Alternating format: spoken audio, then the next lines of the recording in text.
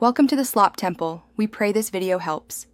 You start by confirming prerequisites.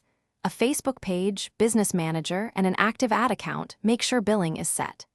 Next, upload the video you want to monetize, check duration and aspect ratio because placements refuse non-compliant files.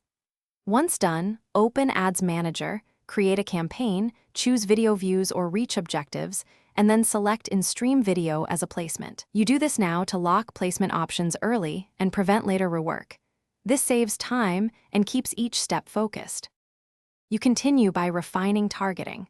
Pick custom audiences or lookalikes, layer detailed interests, and set age and location filters so your ads reach likely viewers.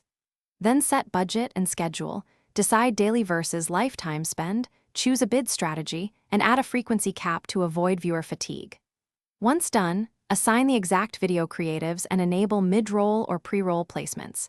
Test both if unsure. You should preview placements in the ad setup to confirm timestamps and make small adjustments before launch.